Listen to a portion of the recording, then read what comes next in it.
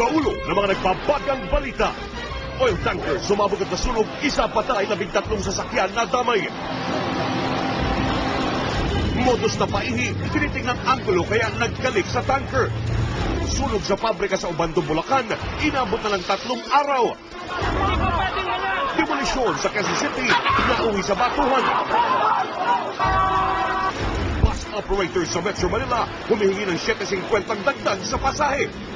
Ay de las Alas, nagsampa ng reklamo sa Justice Department laban sa mga tauhan ng convenience store na nambugbog umano sa kanyang anak. TV phone na gawa sa China at Korea, sinamsam ng National Telecommunications Commission sa mall sa Quiapo. Mga pulis na hindi marunong bumanil, patuta na lang ang magiging sandata. Mint pantapat sa mabahong paa.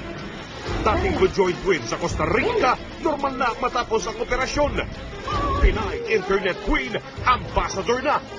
At sulyapan ang bagong figura nina Aiko, Carlene at Rika.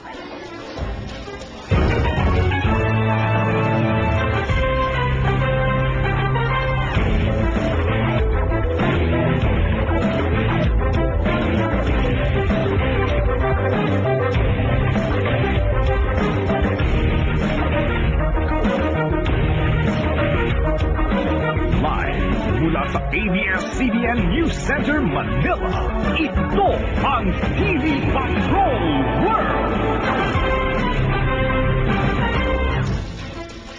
Magandang gabi, Pilipinas! Kami ang mga patrol ng Pilipino. Nagbabalita at naglilingkod sa inyo saan man sa mundo. Nasunog ang 13 sasakyan matapos magliyab at sumabog ang isang oil tanker sa